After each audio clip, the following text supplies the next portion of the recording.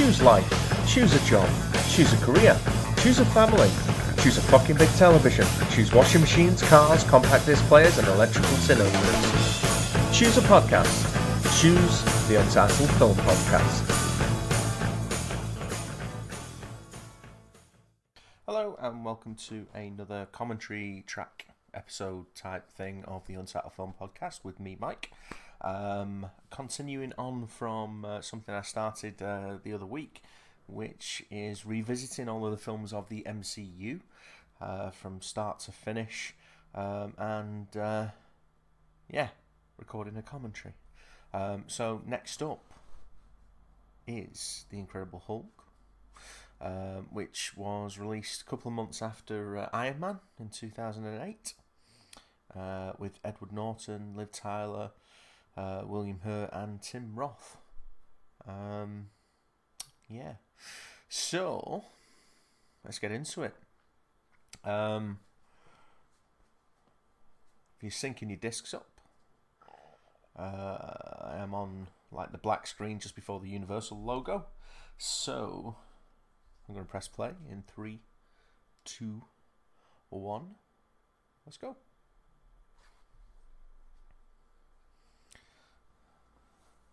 Okay, so we've got the Universal logo coming round the globe now. Ba, ba, ba, ba, ba, ba, ba, ba, ba. Need the Minions doing that now, don't you? And now we're on to the Marvel flicker book. So hopefully you guys are synced up. Overly dramatic music for this one.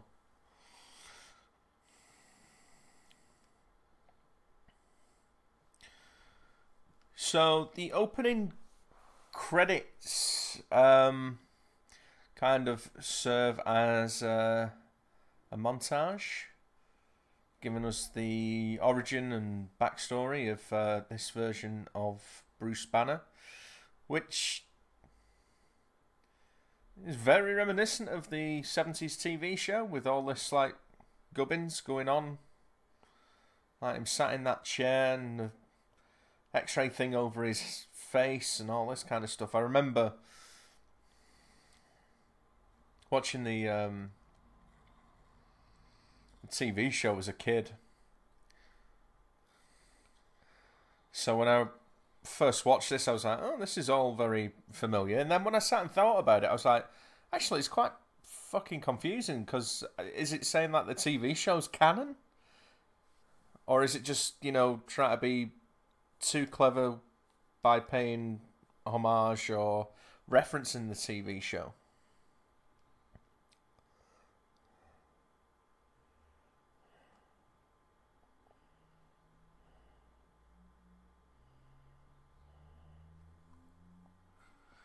So yeah, I didn't quite know what to make of that, because obviously this film is disregarding the Ang Lee version of the Hulk, and is effectively rebooting, you know, the character of the Hulk for the MCU.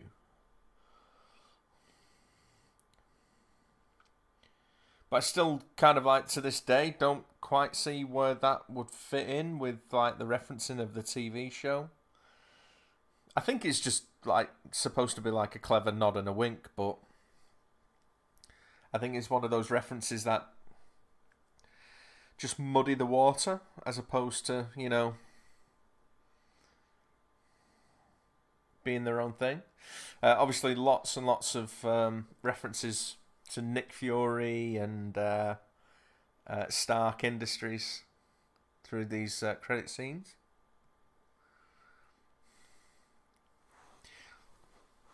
That said, I think you get the gist of what's going on with, like, you know, the dynamic between Bruce, Thunderbolt Ross, and obviously Betty. You kind of know where they go. And this is setting up a thing like with the numbers on the screen just a second ago where it said Days Without Incident. That's obviously, you know, something that it plays with as the film goes along.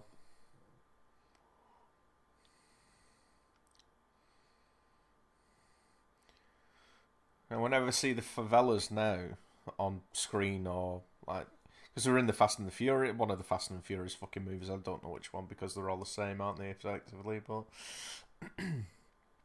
whenever I see the favelas on screen or watch like these scenes, I just want to go and play Call of Duty, and you know, that was one of my favourite maps on Call of Duty, the favela map.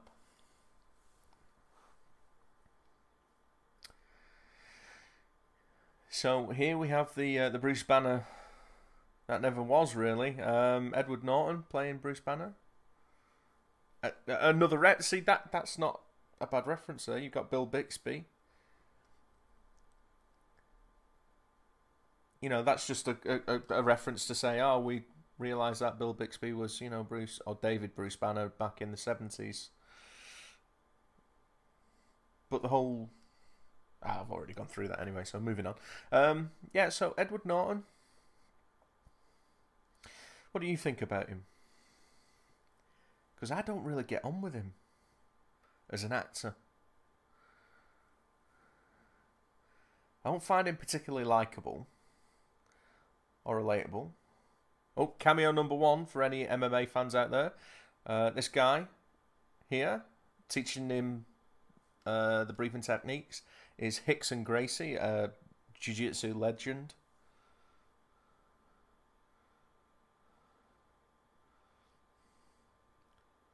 Look at that. Fucking unreal.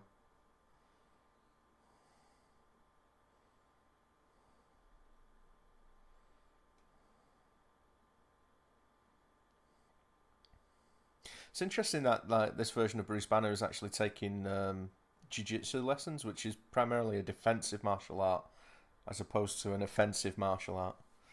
It's good for personal safety and, you know, learning how to defend yourself. And is all about control, and that seems to be where this version of Bruce is, you know, heading, trying to control the monster within.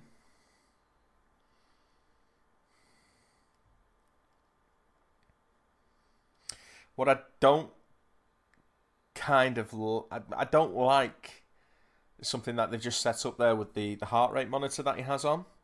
I don't like this version of the Hulk being triggered by excitement, or, you know, as we'll see later on when he's in bed with Betty, getting, you know, kind of like turned on and shit like that. I don't. For me, I'm kind of like old school. I'm not a massive kind of like I'm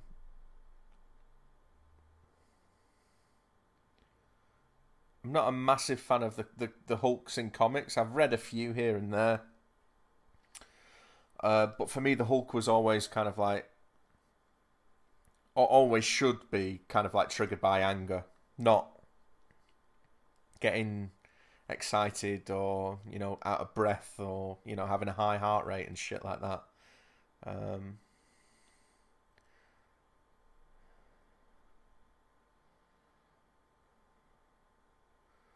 Lots of green used in this film. Some really ropey CGI blood.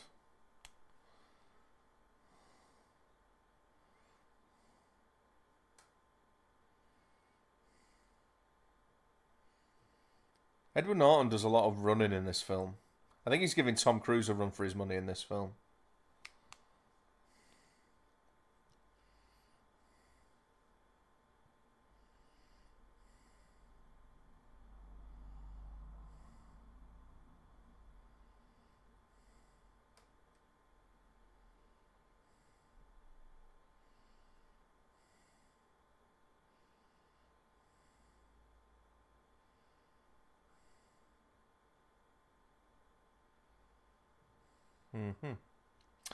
Putting super glue into an open wound like that, not a great idea.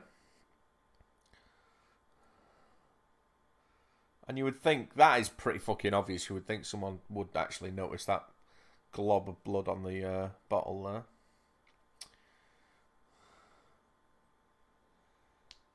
However,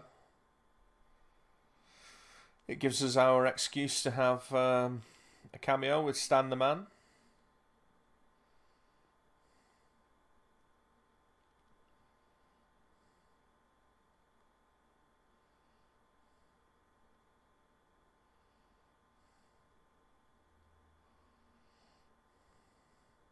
I refuse to believe a chick that looks like that works in a fucking bottling factory.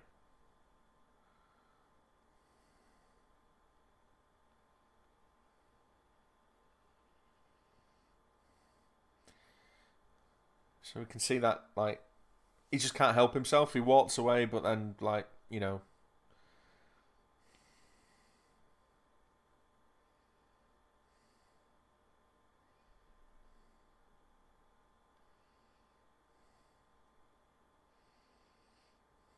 And then we got another reference. Don't make me hungry. You wouldn't like me when I'm hungry.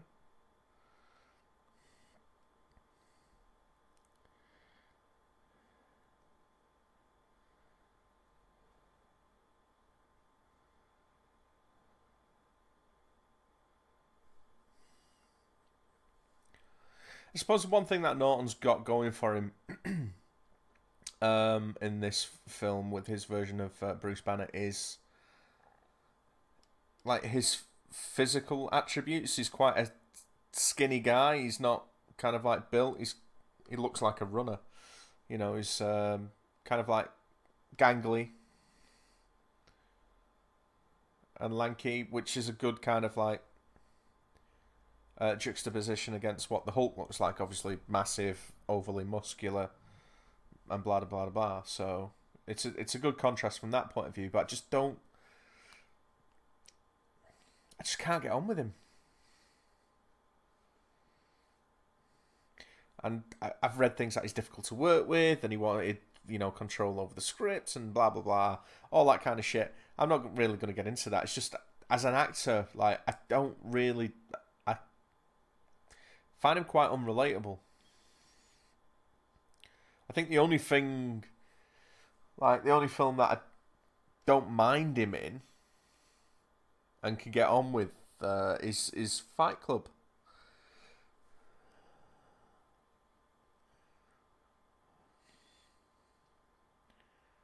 That is one invested pooch. He's very interested in homemade centrifuges and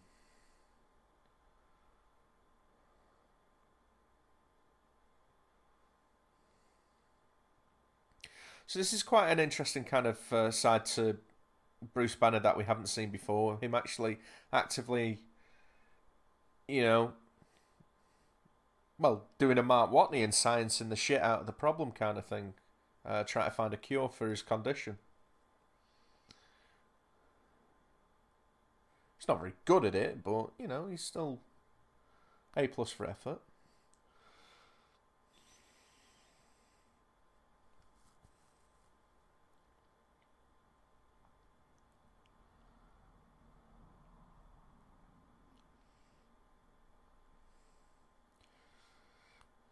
He's having conversations here with a mysterious, unforeseen character.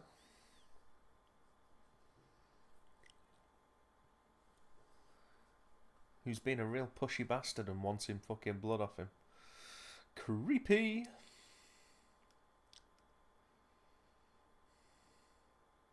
Again, Liv Tyler, another actress that I'm not sold on.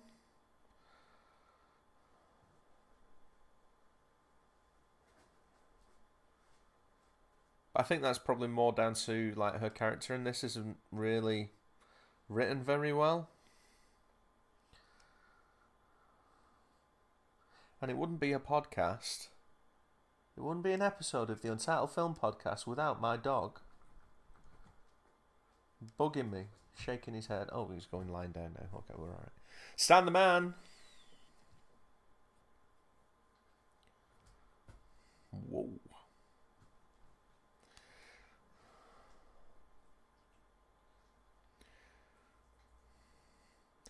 Is it just me, or should we have seen Stan actually turn green? I really want to see a Hulk out version of Stan Lee. I think that would have been Yeah, well, never mind. Missed opportunity there, film.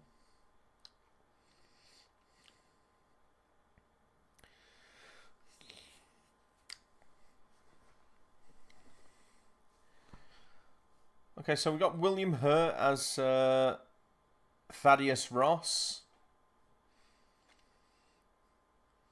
who I feel is a bit of a step down from Sam Elliott from the Ang Lee's version of Hulk, because I think Sam Elliott was like perfectly cast as Thunderbolt Ross. And here we've got the introduction of Tim Roth's character, Emil Blonsky.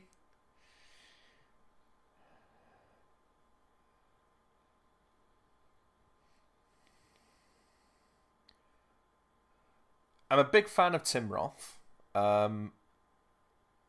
Obviously, you know, Pulp Fiction, Reservoir Dogs, the TV work that he's done with Tin Star, and I am a big fan of Lie to Me.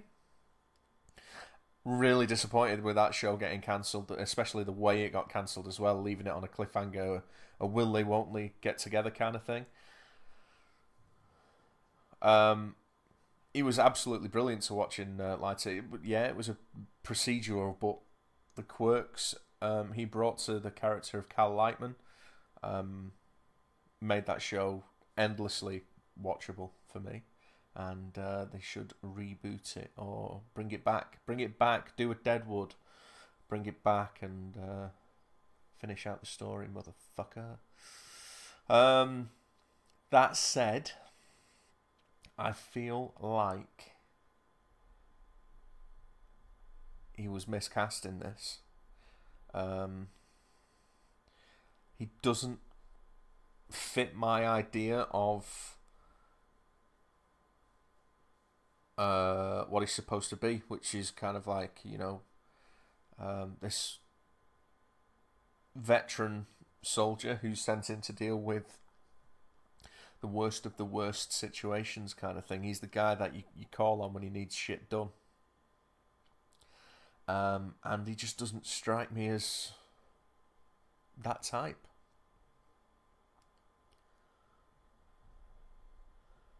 He can pull off a cop, he can pull off, you know, doctors, all those.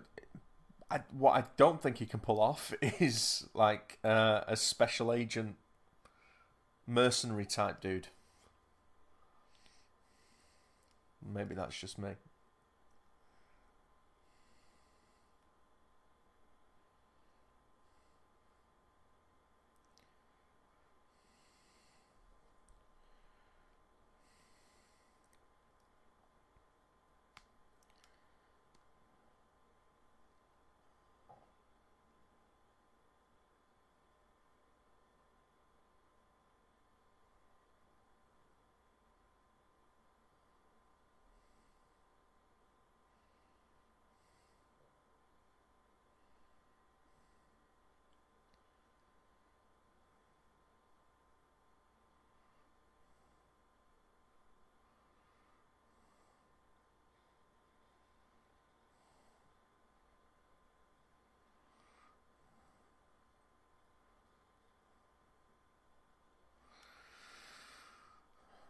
If you really want your audience to not like a character, get them to shoot a dog.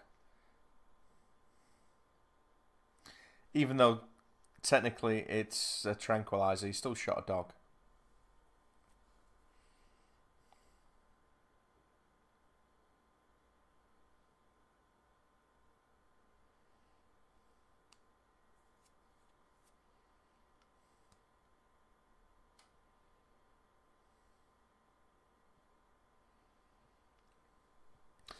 Yes, that is the same woman that he stopped from getting assaulted or whatever in the factory.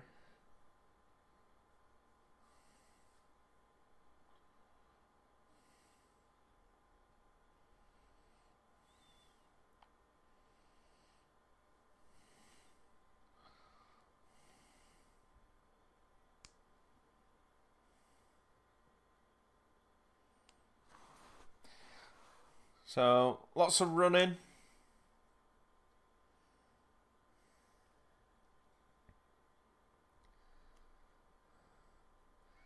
Which, to be fair, it's actually a decently kind of like put together sequence because you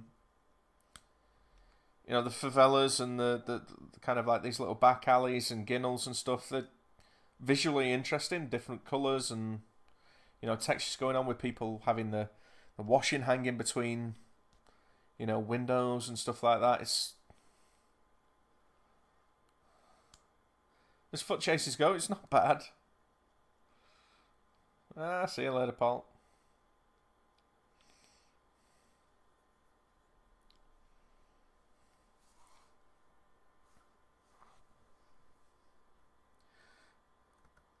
Let's just have a look and see who did the music for this. Craig Armstrong.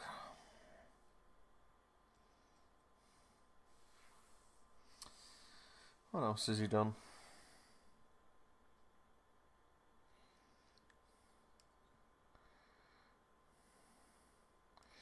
Romeo Must Die. Moulin Rouge? Really?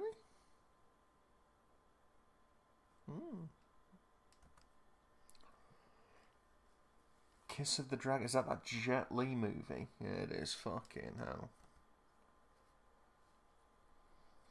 Bone Collector. Did the music for Love Actually.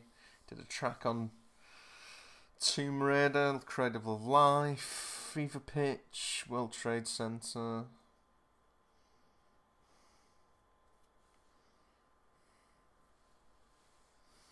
Okay, fair enough.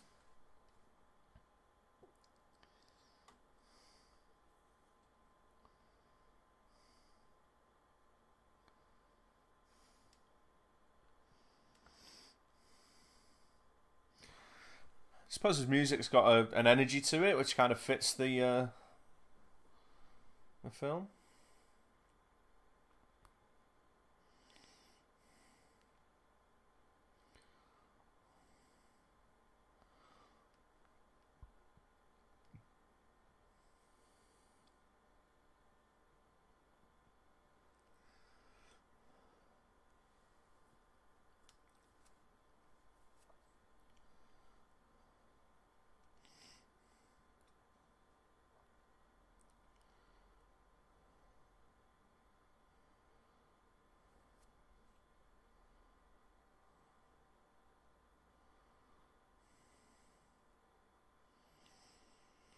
Yeah, I'm really not a fan of this kind of like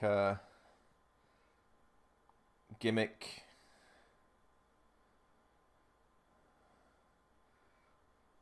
The Hulk out should always be triggered by anger for me.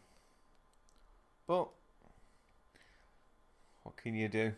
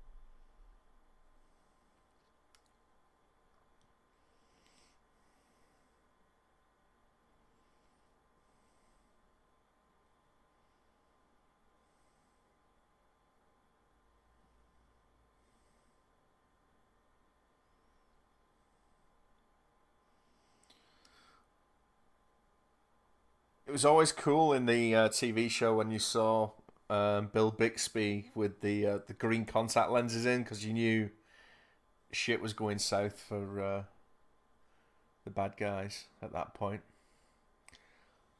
Yeah, I'm pretty sure that guy's dead.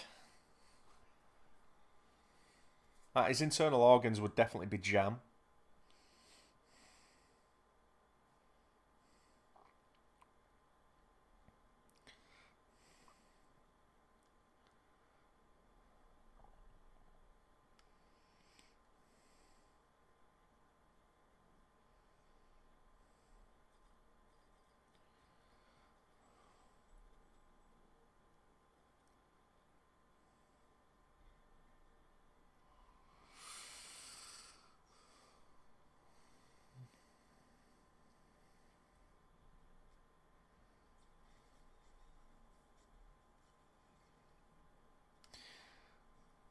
Okay, so um, I kind of have a bit of an issue with how they're introducing the Hulk here because we all know what the Hulk looks like. He's big, he's angry, and he's green.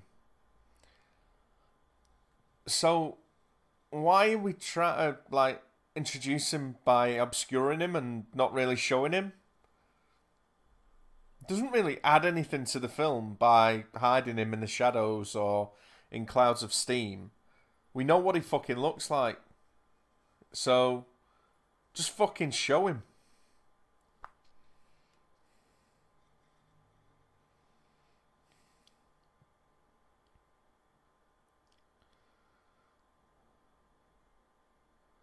It's like the Jaws effect. It's like, oh, we're only going to show you certain bits of him until we're ready to reveal him.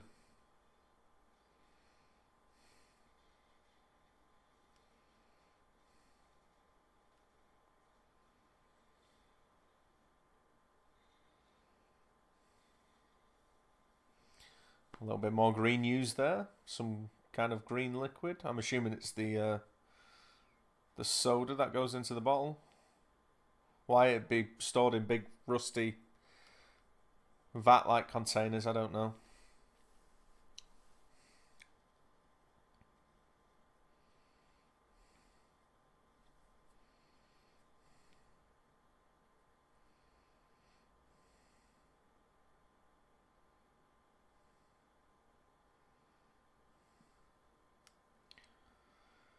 Okay, does that look better or worse than the Ang Lee version of the Hulk? You decide.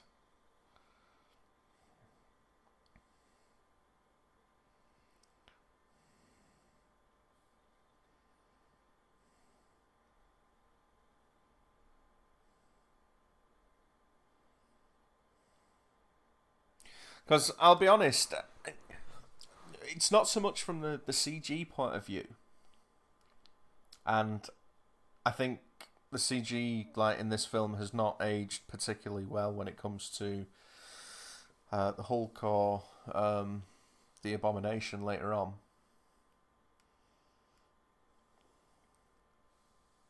But I just have a bit of an issue with the design of the actual Hulk himself.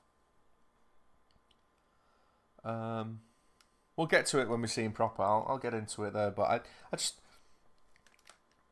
it's not so much that it has nothing kind of like to do with what the Hulk would eventually look like in Avengers and Ragnarok and beyond, and where we get to eventually an Endgame with the Hulk. But it's just the decision to make the Hulk look how he does in this film.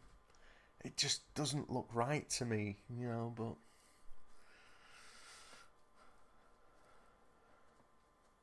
I'll come back to that when we get to the university.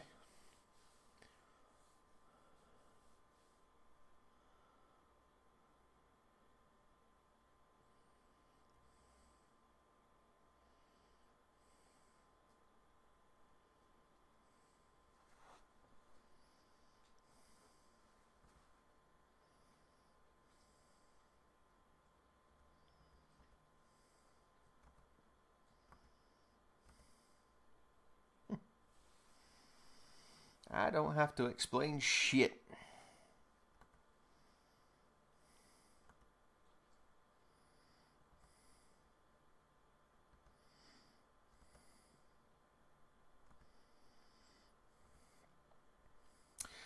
So, for anyone who doesn't know, this film, as I say, came out a couple of months after Iron Man came out in 2008. I do actually recall watching this up at Pillsworth because I was sat thinking about it the other day. And the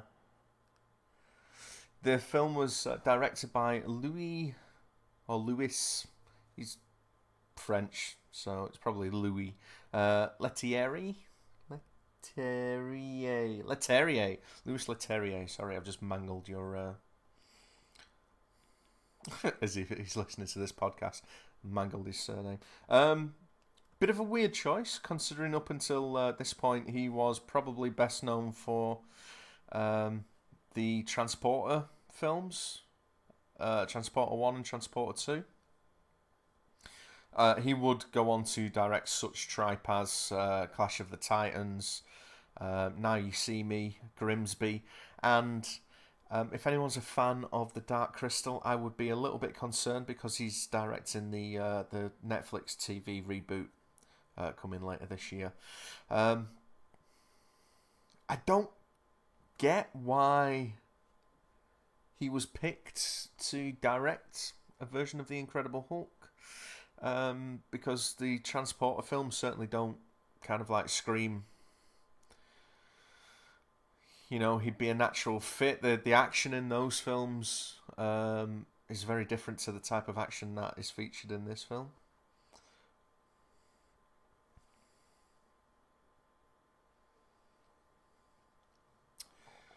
And what I found quite interesting about this is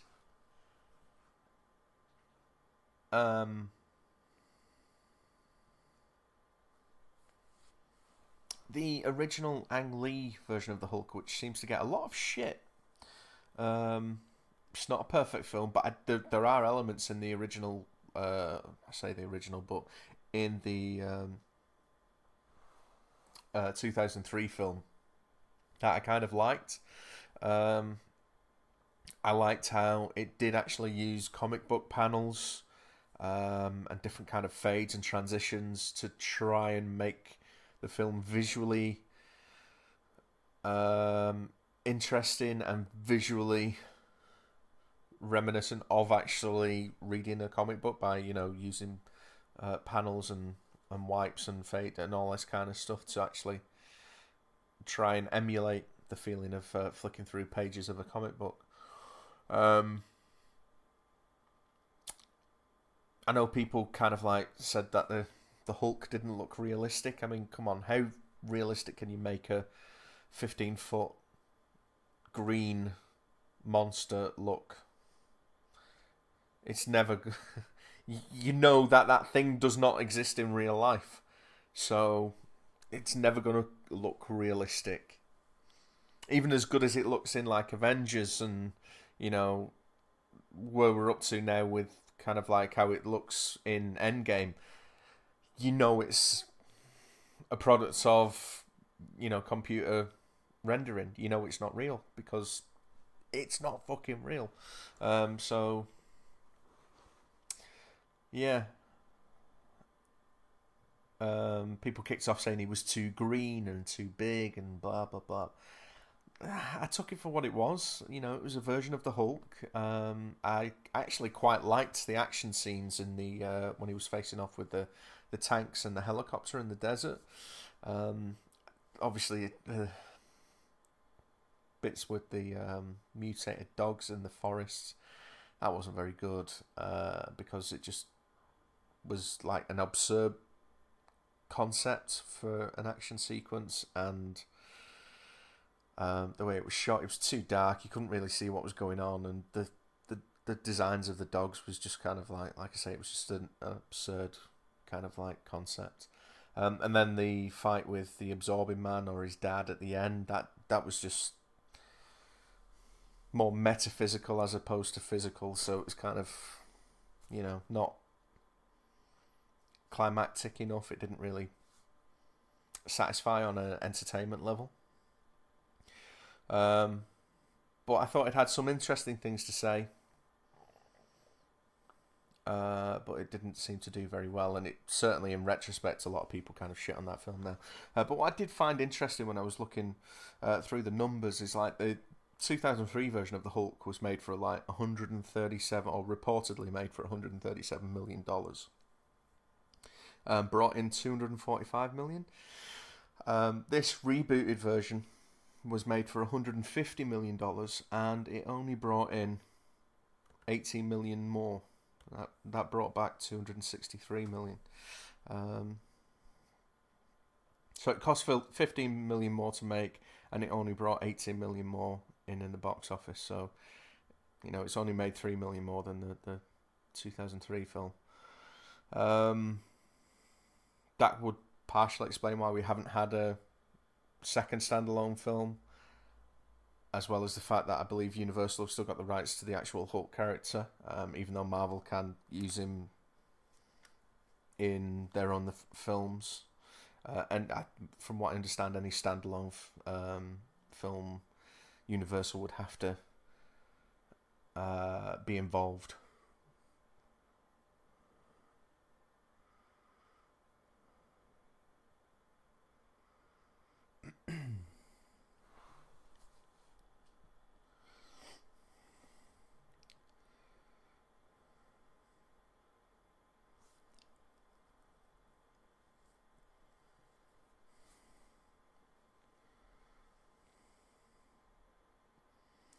So here we got Bruce going all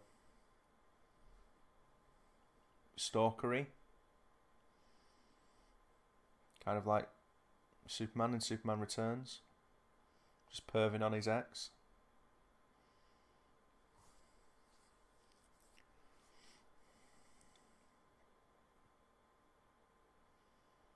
Was Liv Tyler pregnant at this point? She kind of like, when she was coming down the stairs there, she looked like she had a bit of a bump going on. And there, kind of. I don't know.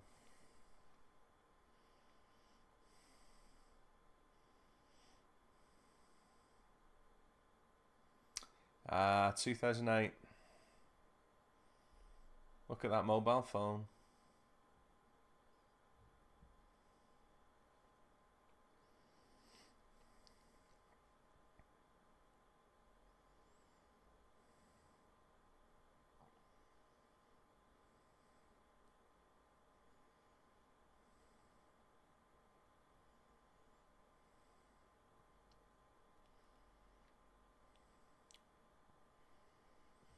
What I find kind of like strange is, or strange and kind of interesting, is that if you saw there, if you noticed that Ed Norton's character's got a scar on his cheek, and they moved that scar over onto the Hulk as well.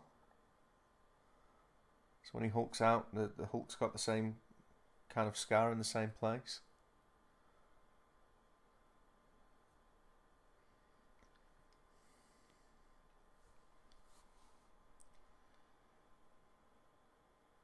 This guy has got some tremendous eyebrows. Look at those eyebrows.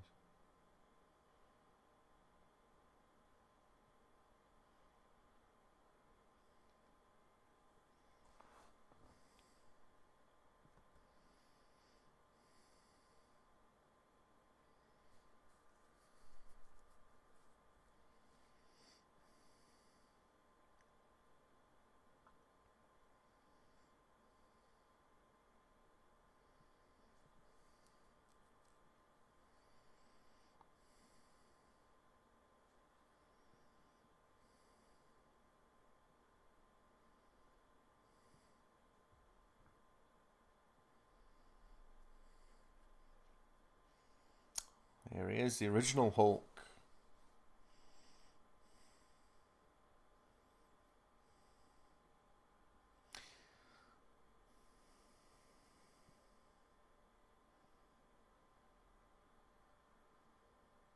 Look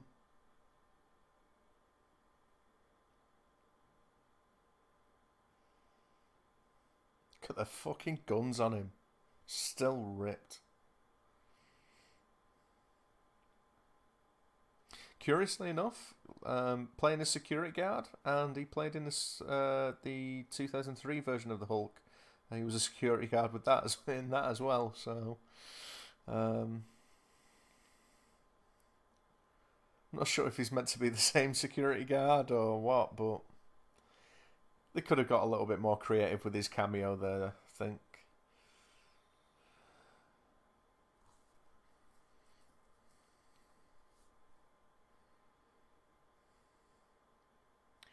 And Ferrigno also did the voice for the Hulk in this film. In fact, he did the voice for the Hulk in quite a few films. Up until the Marvel Avengers Assemble film. I don't know if he did it past Age of Ultron, if that's when Ruffalo started doing the voice for the Hulk as well. I'll look into it for when I get to those films. I've got a few films to catch up on first.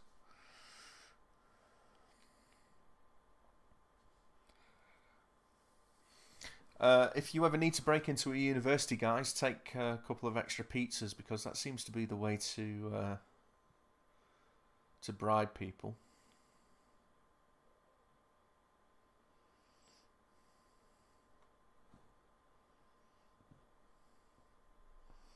Mr. Blue, Mr. Green. And we got Mr. Orange, because Tim Roth is in this film as well.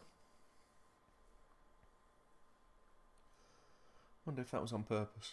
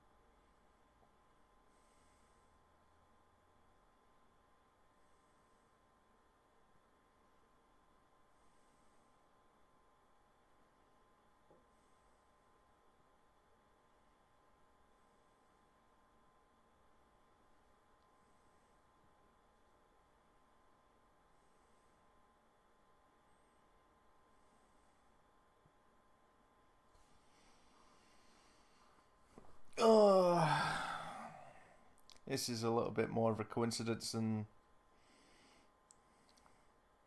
just so happens to find him. What did she do with her boyfriend? Did she just ditched him? And he's perfectly slicked his fucking hair?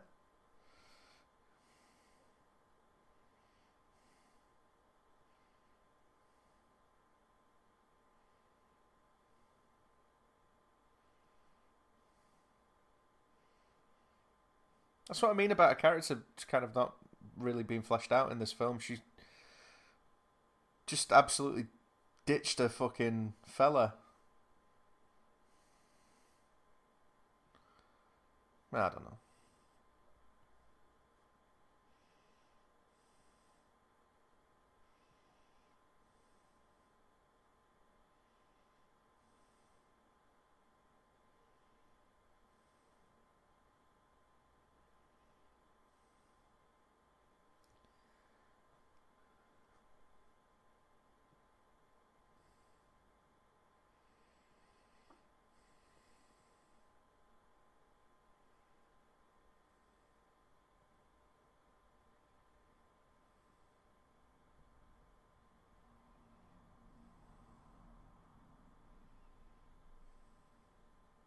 Just going to say it now as well. Jennifer Connelly, much better fit for Betty Ross than Liv Tyler. Just because Jennifer Connelly.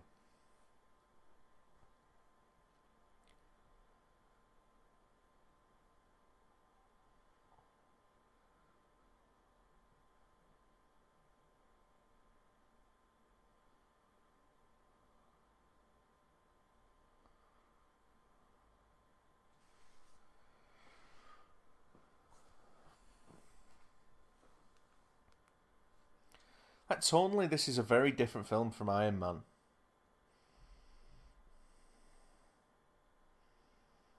I know it's got all of the kind of like summer blockbustery, action sequences in there, but it just feels different.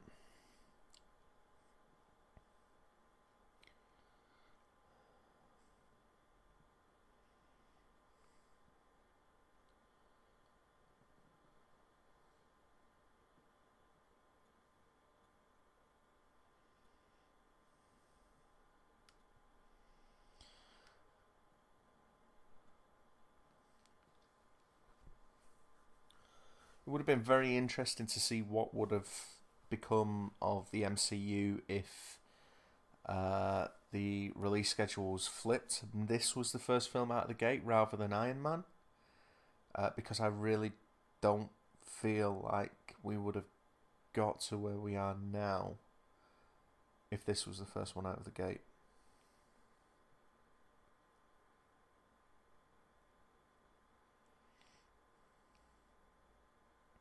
And I think Marvel kind of realised that, and that's probably why they rushed out Iron Man 2, which again gets a little bit of stick for just feeling like filler.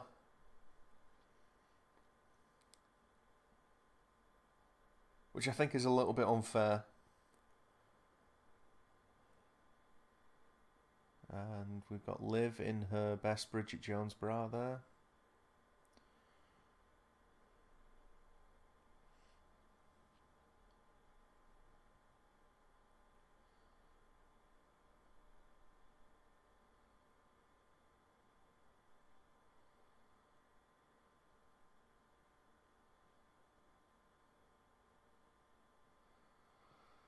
Dad bod Tim Roth.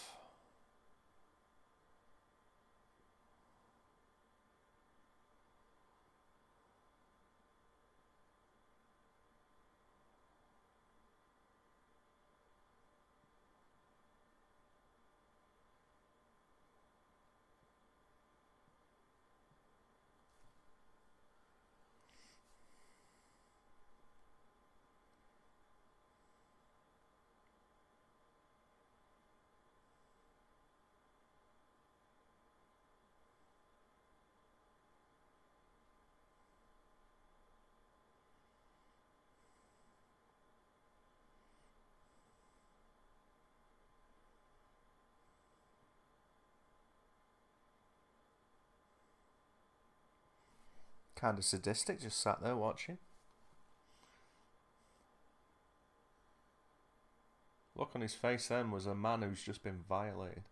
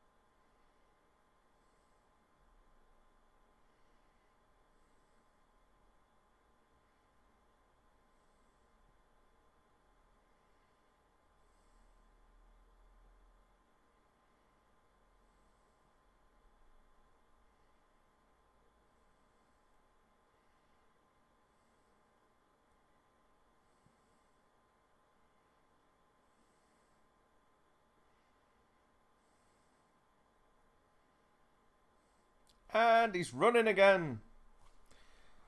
No consideration for public property.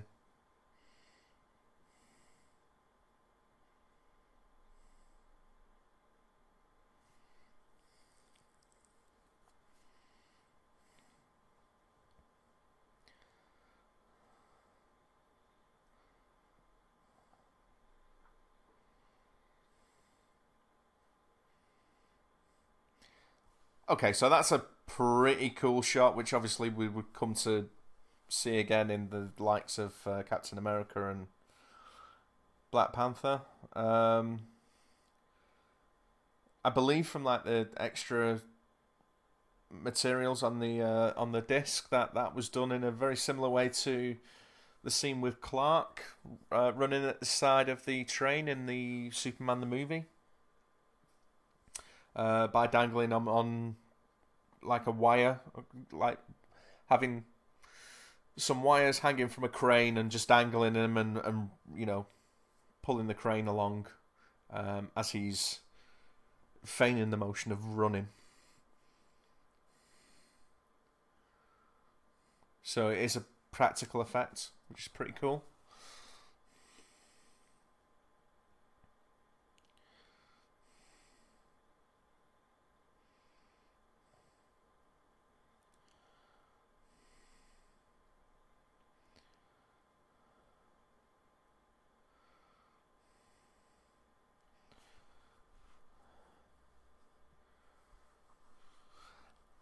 I like that. I'll give Liv that. I like that moment with her first of all trying to reason with her dad by calling him General, and when that doesn't work, she kind of like resorts to the familial bond there.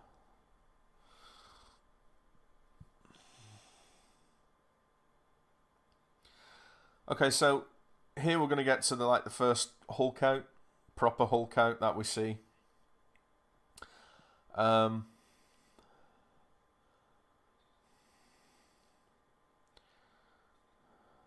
And hopefully you'll kind of see what I'm talking about like how I dislike the design of the Hulk in this film, as well as there being some ropey CG.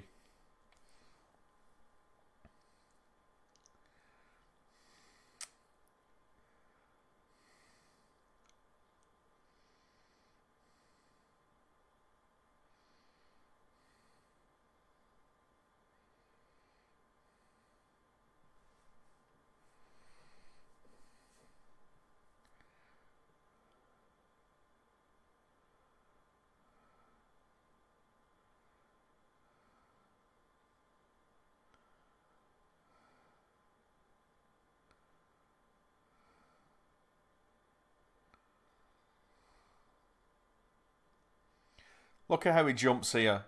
Look at how his body bloats out. And, I don't know. It just doesn't look right. Like, when he jumps out from the corridor there, his body kind of, like, bloats out. And then when he lands,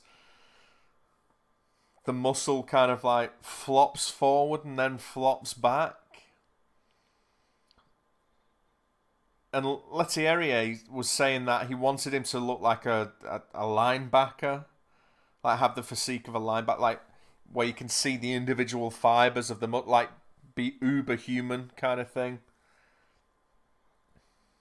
That's why his muscles are incredibly defined with like the ridges in there where you can actually see the fibers and stuff like that. Be very low fat, so there's not really any kind of like fat underneath his skin. It's all muscle on top of muscle on top of muscle.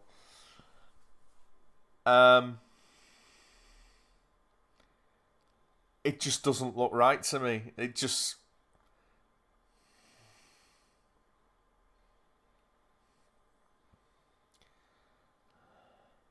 I think by the time they got to the Avengers, they realised that this design for the Hulk wasn't actually suitable for what they wanted to do. And I think by the time they get to Avengers, the actual design of the Hulk is absolutely bang on.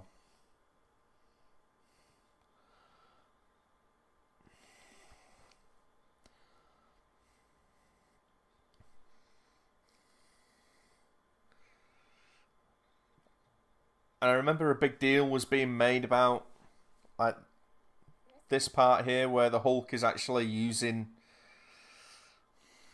things from his environment to protect himself or attack with, and you know, using tools and stuff. And it's like, yeah, so what?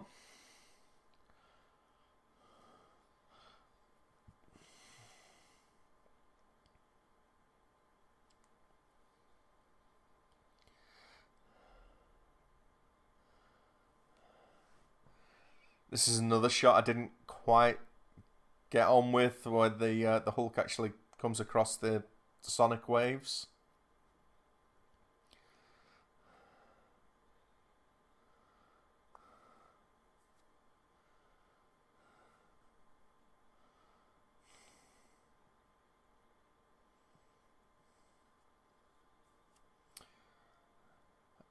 Yes, those sonic disruptors are Stark Tech as well, by the way.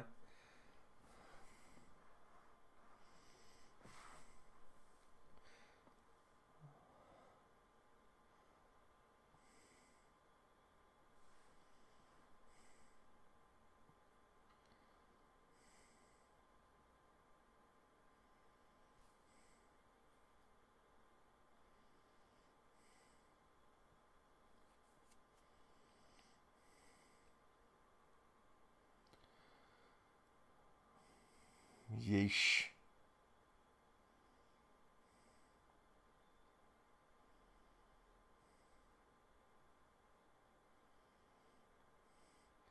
There's just too much going on with, like, his muscular...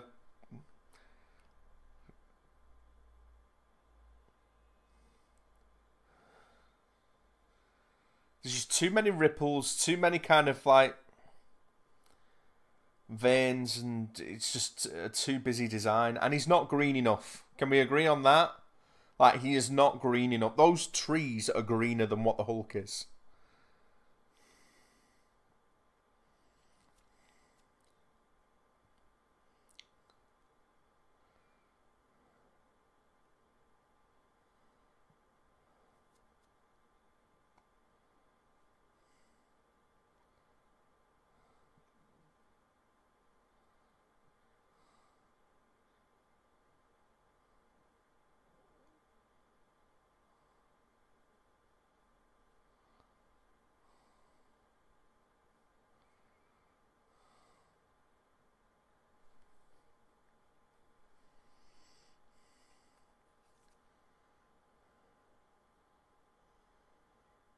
Okay, so, like, this shot doesn't actually look too bad to me anyway.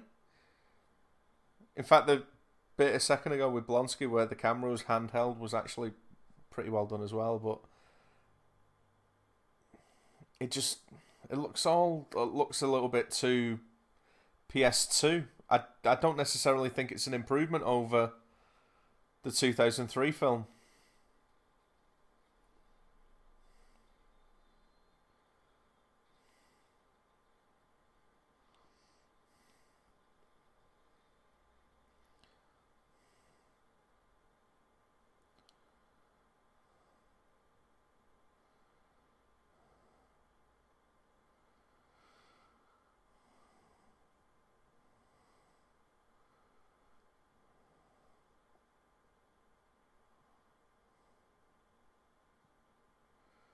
Betty would absolutely be in flames by now. She would be on fire. I do like how, if you look closely, you can see that he's actually been cut by that. He's got lots of cuts on his skin.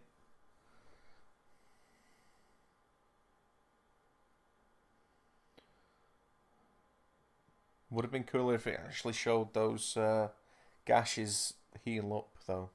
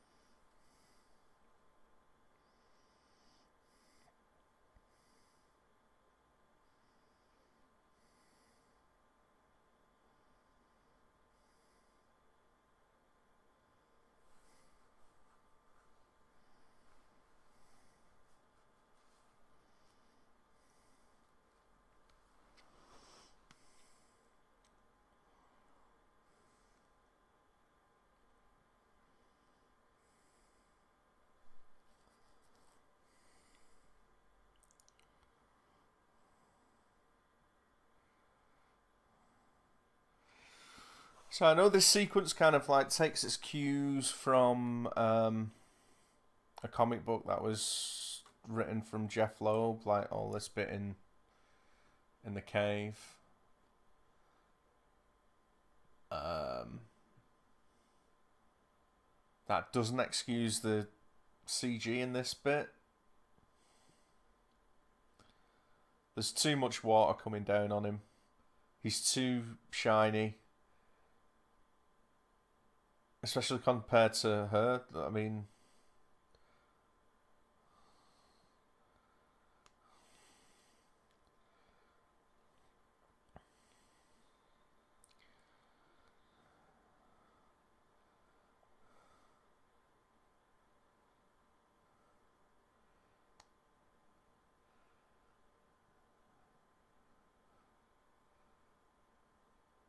And the animation of the Hulk as well, it doesn't feel like it was motion captured. It feels like it's been animated, like, you know, keyframe animation, which is essentially where you've got animators creating the movements instead of taking, you know, elements that have been performed by an actor on a stage. So I think that's why his facial movements and like it doesn't feel real.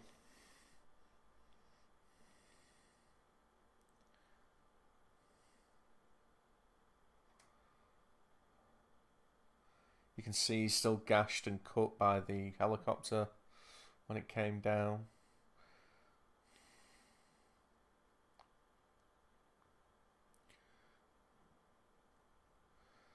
It kind of plays him more as like a lost puppy at this point, which doesn't kind of track where the Hulk would eventually kind of like go as a character.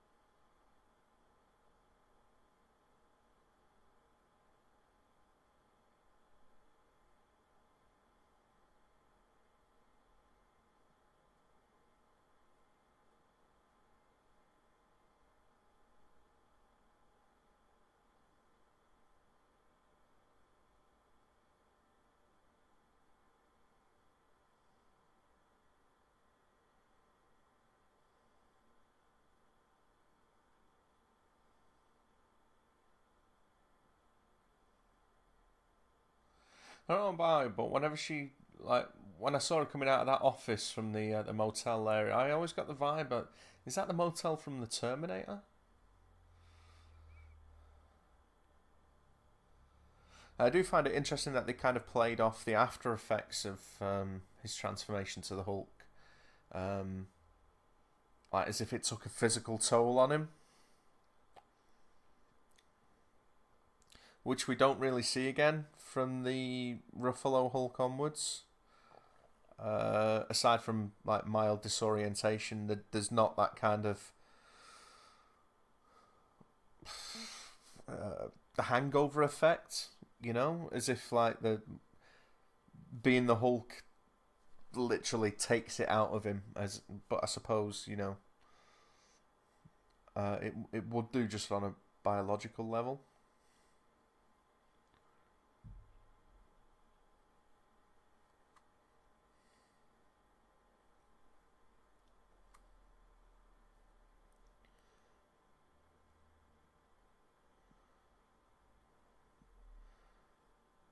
Yeah, I don't think that would work after it's been in your stomach, but.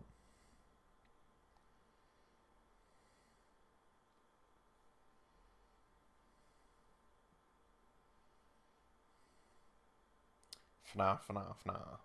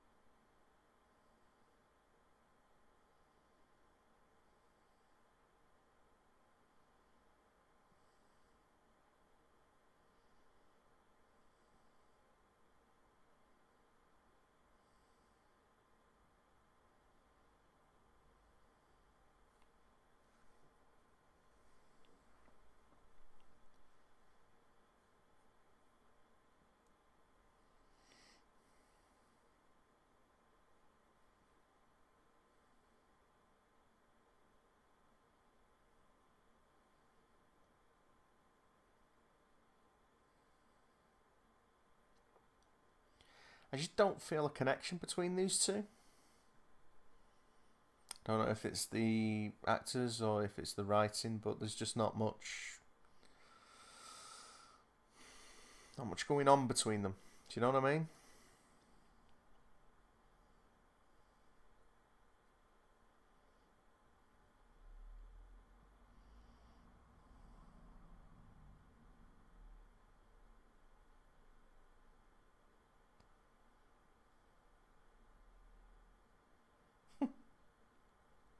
Get that leg up there.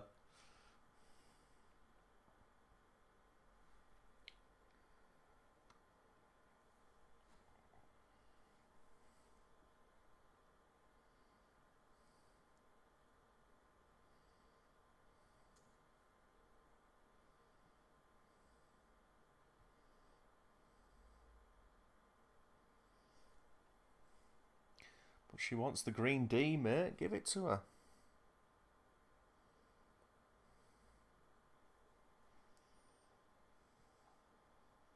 Do you think everything gets bigger proportionate? It's got to, hasn't it?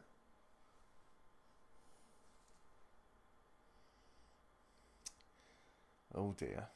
Oh dear. Oh dear.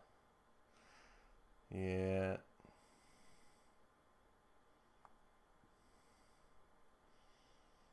And you thought the CG 6-packs in 300 were bad? Yeah. Not as bad as that.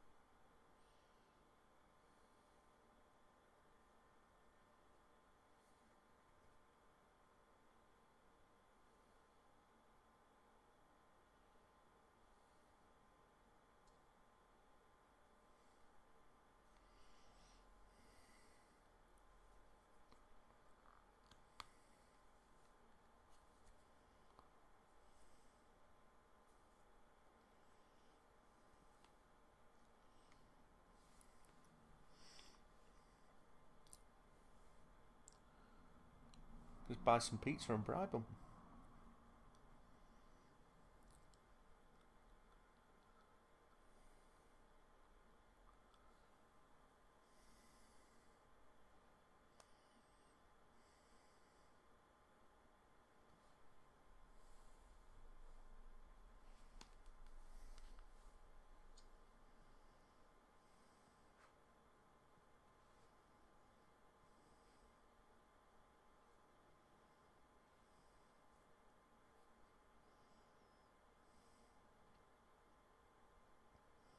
Yeah, let's just name drop Shield.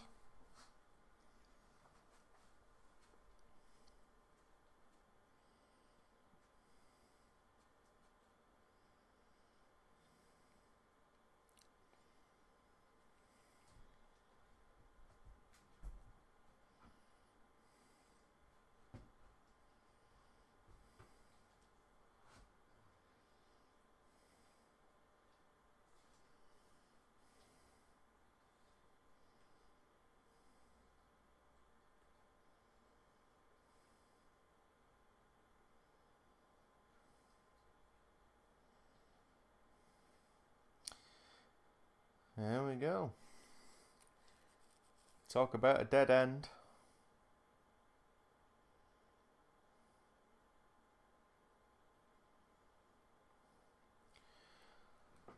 For anyone who doesn't know, Samuel Stearns becomes the leader in the comic books.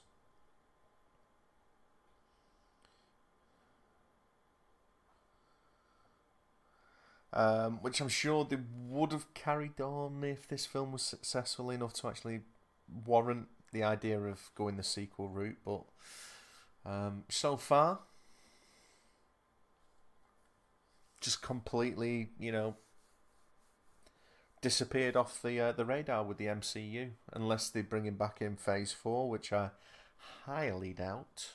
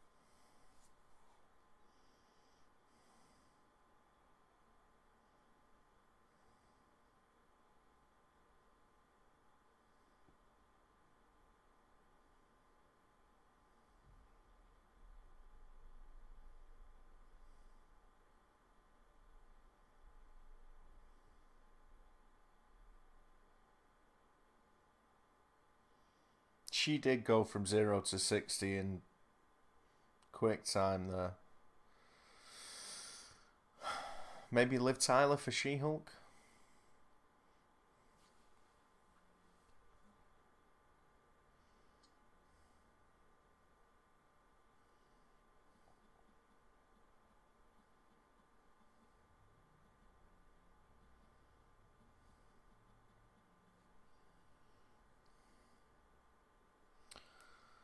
So here we have our second Tim of the film, Tim Blake Nelson. You may recognise him from any Coen film ever, really.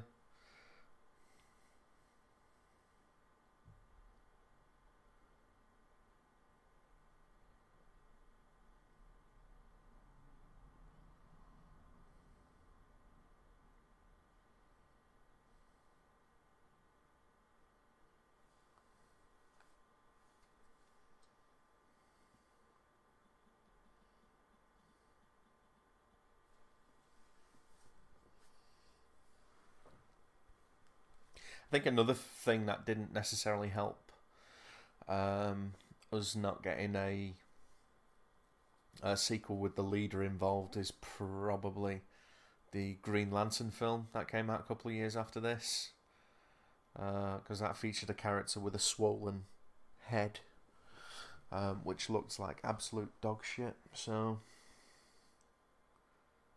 they probably thought better of it.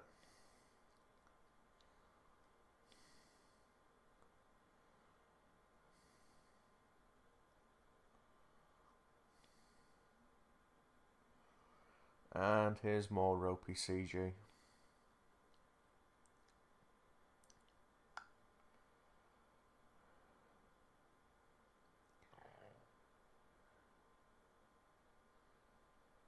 That looks terrible.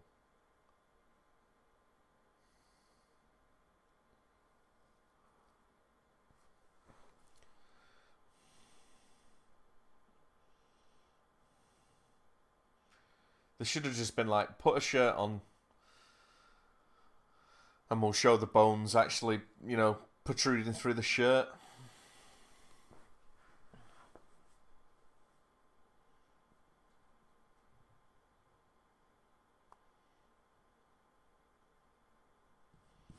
I don't quite get what they were going for with him. Is he having withdrawal symptoms from the super soldier serum, or what?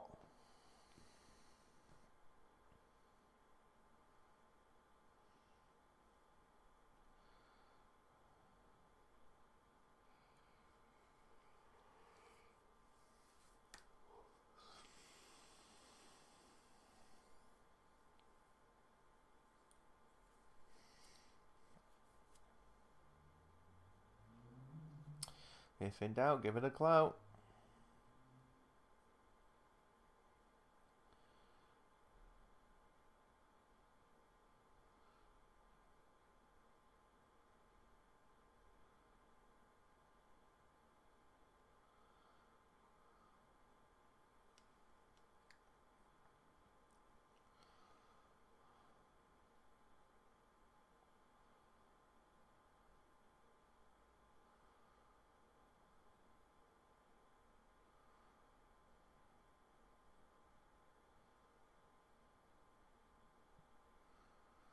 So, like with this sequence, it looks like they were going for a little bit of body horror, maybe.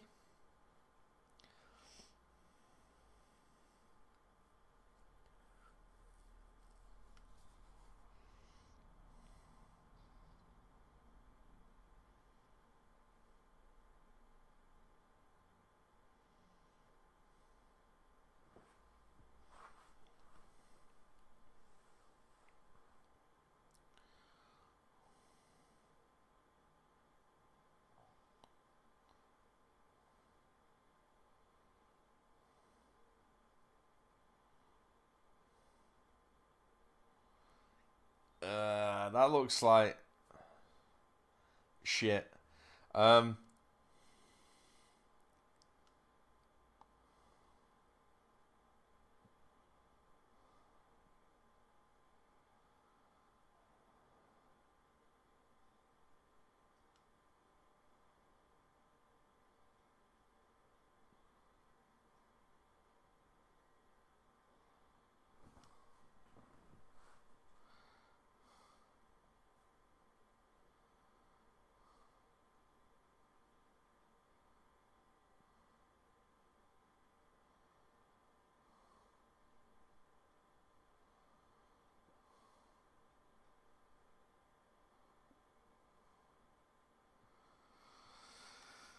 oi, oi, oi.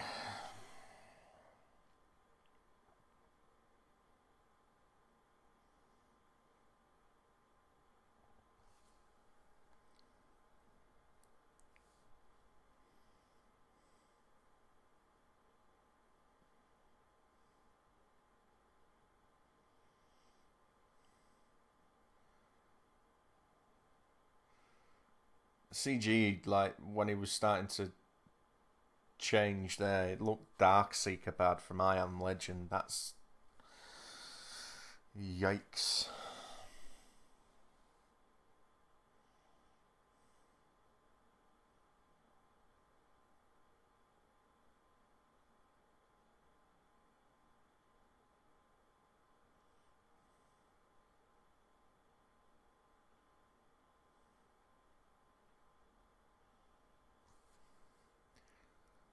Mm.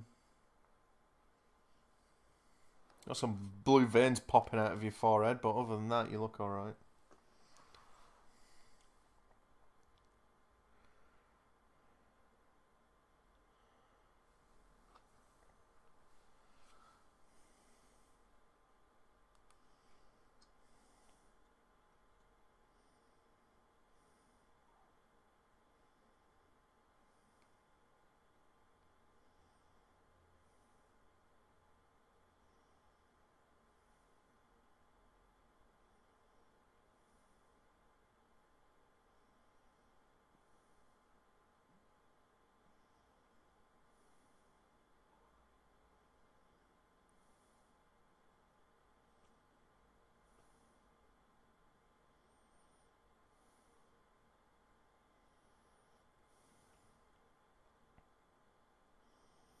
Must have like a endless supply of Humvees.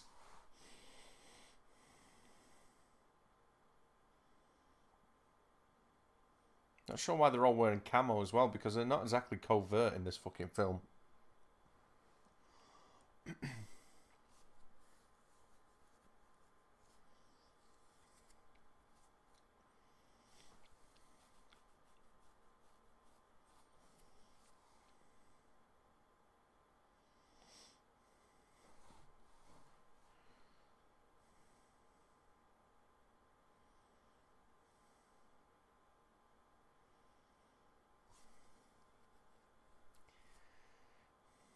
Not quite sure on the science of concentrating a drop of blood and then synthesizing litres upon litres of it, but it's a film about a giant green monster, so I suppose I've got to suspend disbelief at some point.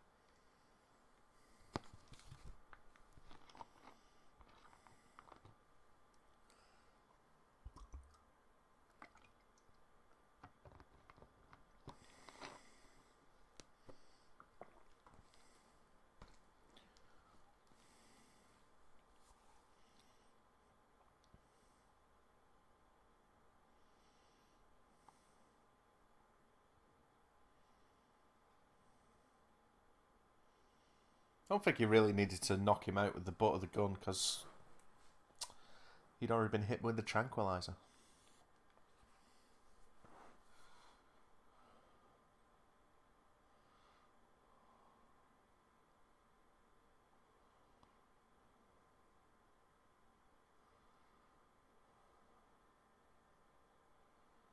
That's something else that is just kind of like dropped from the later films. The idea that Ross just wants the Hulk. Um,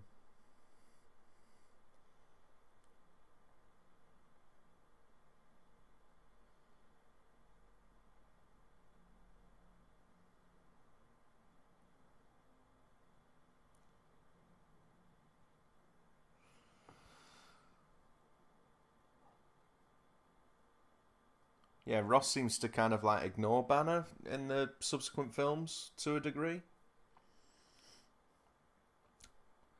But then again, we're moving into Phase 4, so they could they could change that. They could revisit the old Thunderbolt Ross storylines. Maybe have him turn up as the Red Hulk at some point.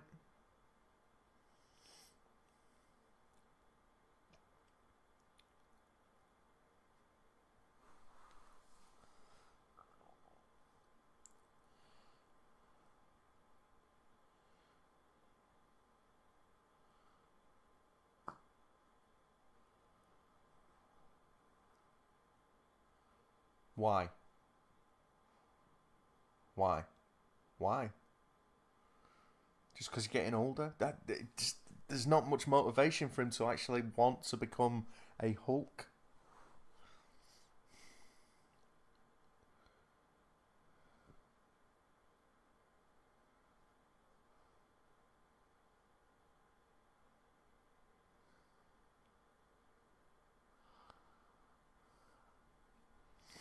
Hmm.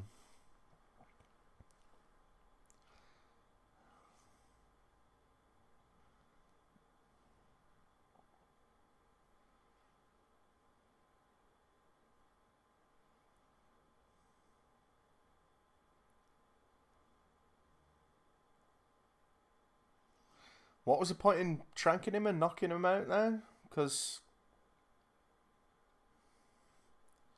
he didn't stay knocked out for very long, did he? He was kind of like awake on the stretcher.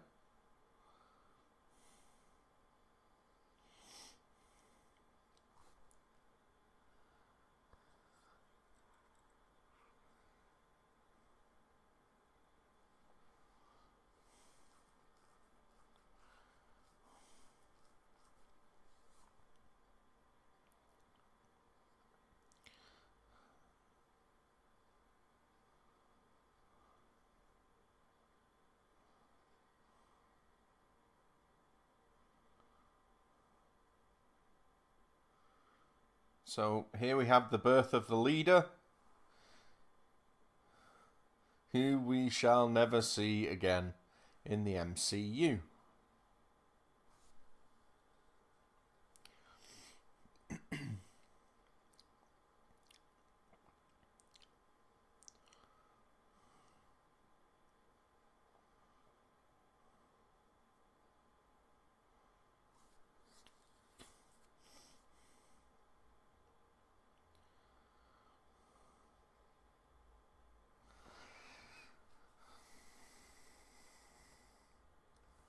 So here we have Bolonsky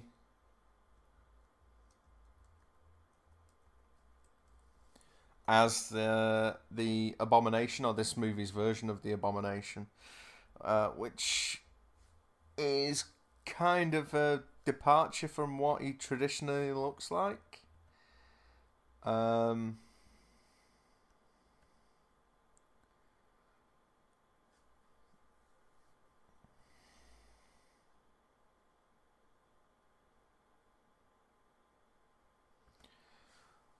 Like when I was a kid and, read some of the comics, and I had like the Marvel top trumps like heroes and villains, and the Abomination was always kind of like almost like reptilian, maybe amphibian like. He had like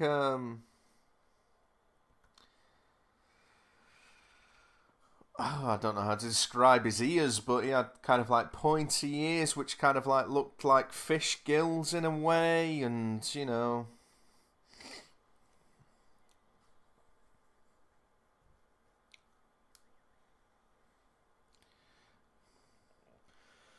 this one's just kind of like distended with a bald head and kind of like elongated neck and bony.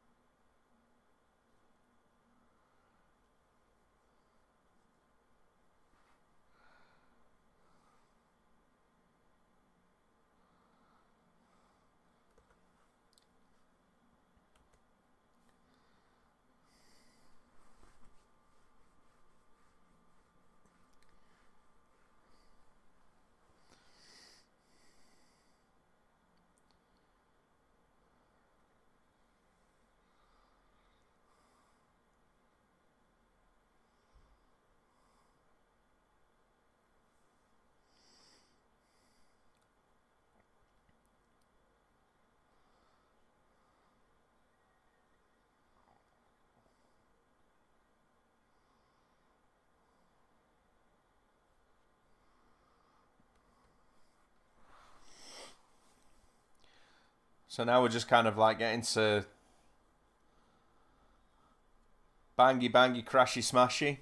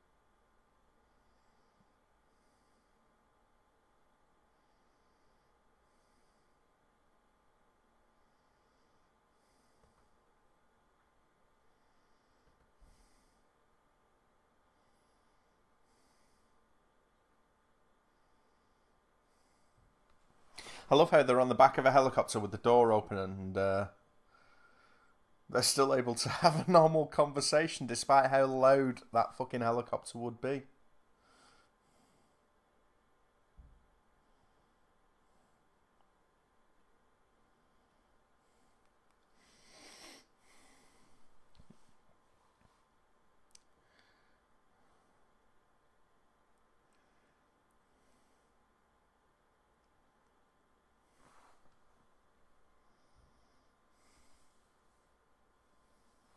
Yeah, oh shit.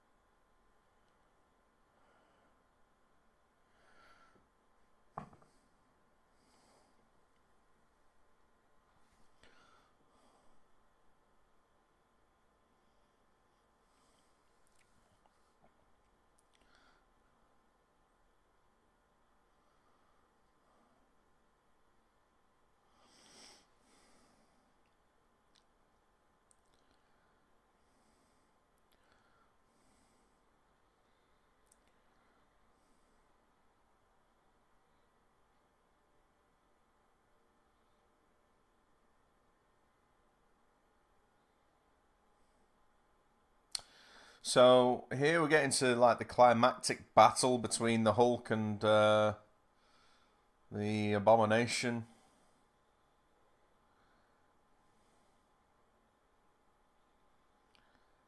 And immediately, Hulk kind of starts by getting his ass kicked.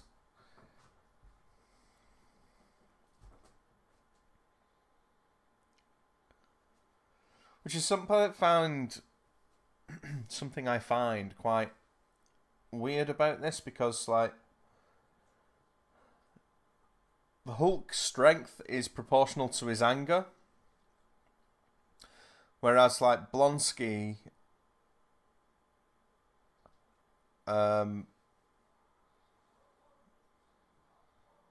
least again from my limited knowledge of the Abomination, his strength is comparable to the Hulk at like base level.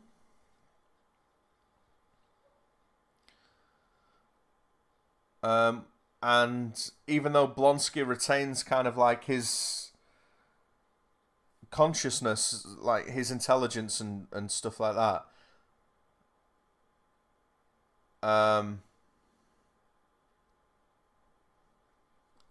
he doesn't get stronger like the Hulk does. So the more the Hulk gets angry, the stronger, like his, well, the stronger he becomes.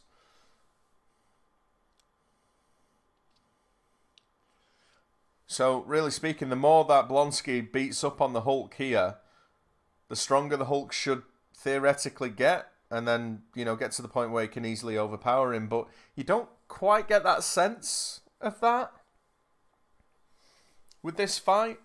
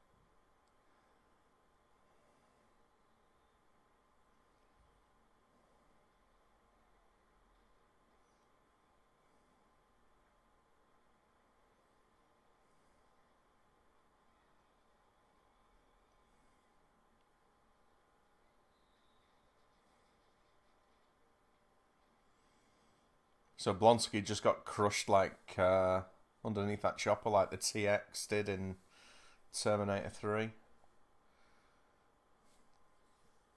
But he's still got his legs intact, so...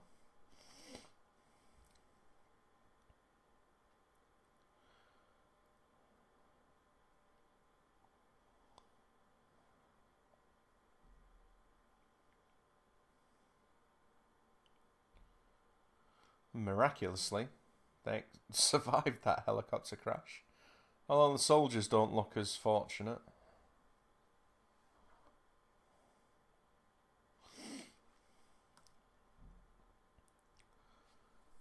In fact, it's fair to say that black kid there, he's absolutely fucking brown bread. He's not moved. Look at all the blood on him as well. He's dead.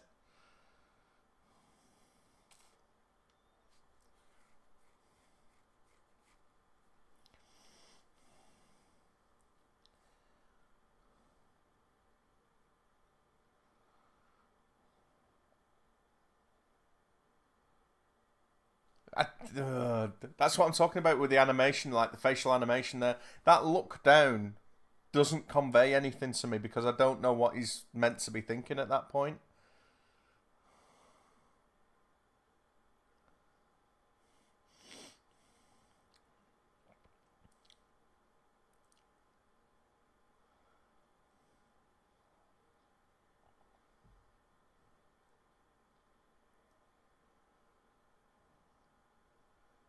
Might as well just be watching two cartoons. Like, it just... And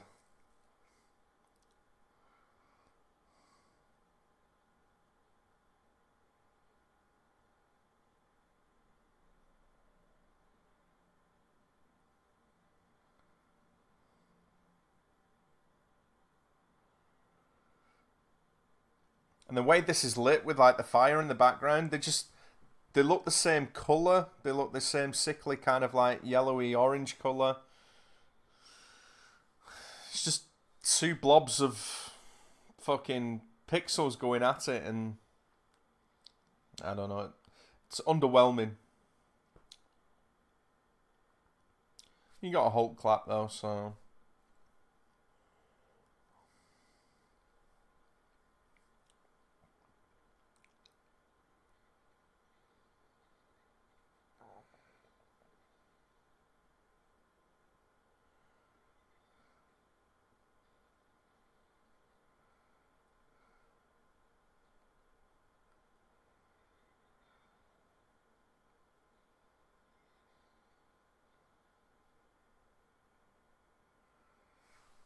This wouldn't be tiring Hulk out. This would be making him angry, and he'd be getting stronger.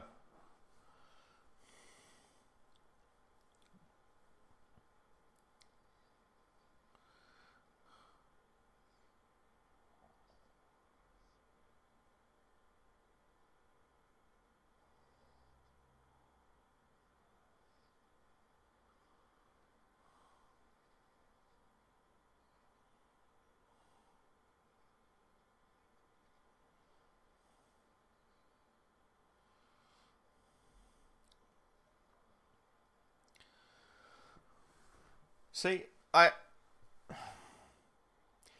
what would have been interesting to me is, and it's stupid, but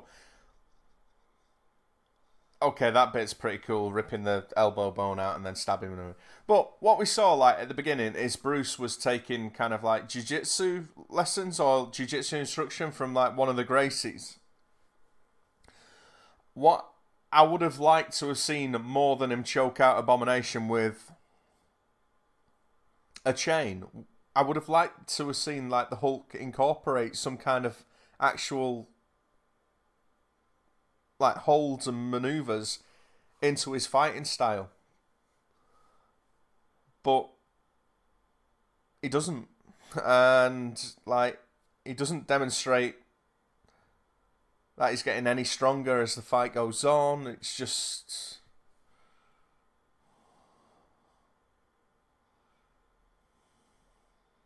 unsatisfying. And the animation's just bad. Look at him.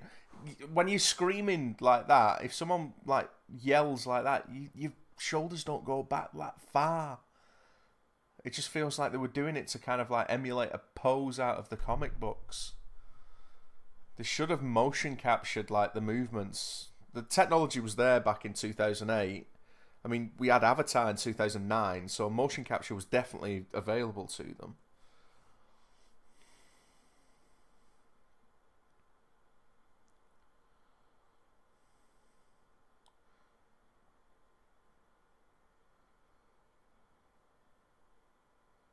So he's choked out Blonsky, and that's it. What the fuck happens to Blonsky now? Do they just go and put him in a regular prison? It's not a prison made that can hold him, unless they've got one of those chambers that they've got in Avengers that they put Loki in. Remember?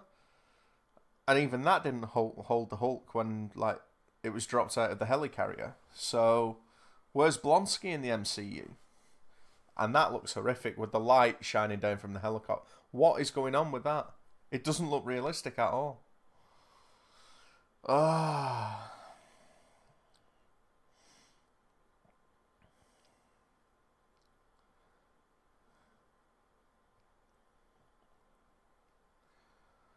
And now all of a sudden, fucking Hulk is Spider-Man. Like, we got a sequence here of him running and jumping and flying through the cityscape, which wouldn't seem out of place in Sam Raimi's Spider-Man. It's just frustrating film.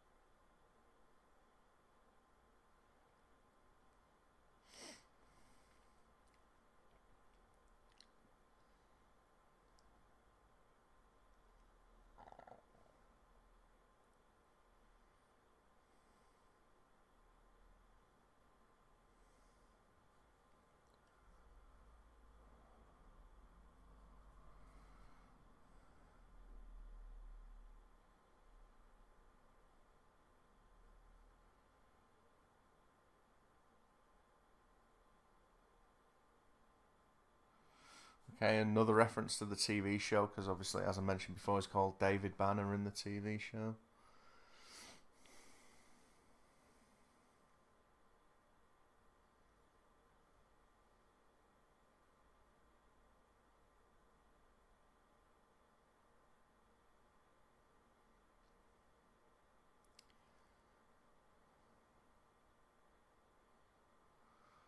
And I guess this scene is like, you know, can play into the scene in Avengers where, you know, Cap says to Bruce, I'm going to need you to get angry. And he's like, oh, that's my secret, Cap. I'm always angry. So I suppose that, you know, him taking control there can actually play into that. But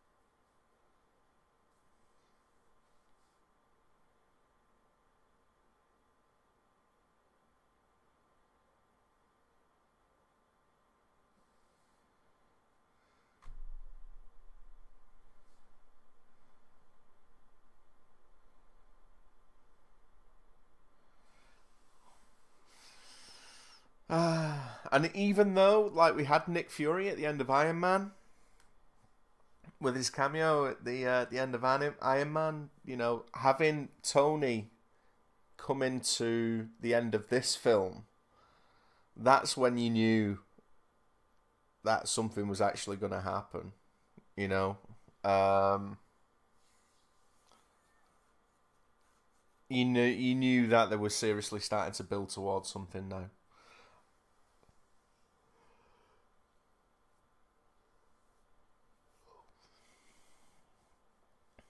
So that was the Incredible Hulk. It's a tough one because there are. I know I've spent a couple hours just like shitting on it and pointing out like most of its flaws, but there are some elements in there that aren't too bad. But I've just seen there Terry Notary actually provided the mocap for the Hulk. So why does the movement of the Hulk look so unnatural? I don't know.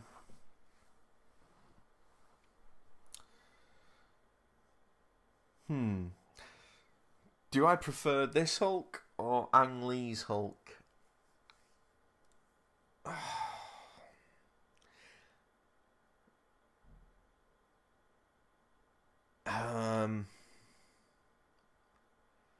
Fucking hell. I abstain from that.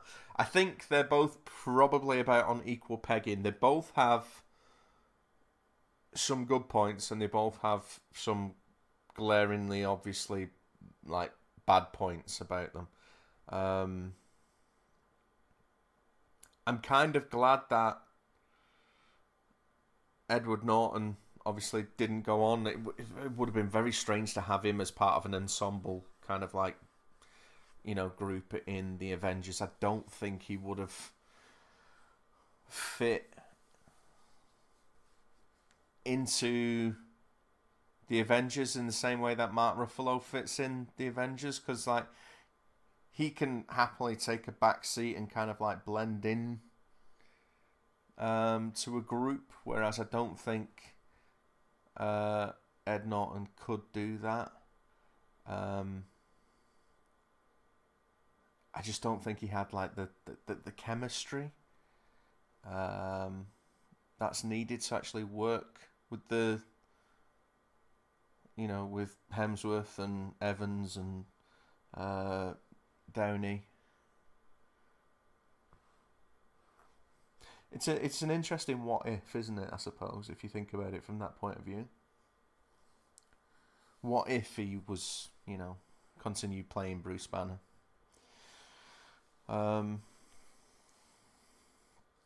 Yeah.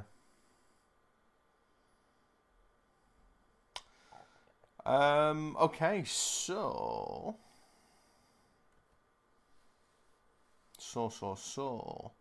the next commentary I'm going to be doing is Iron Man 2. I'm pretty sure there's no stinger at the end of that. That was the stinger, wasn't it? So,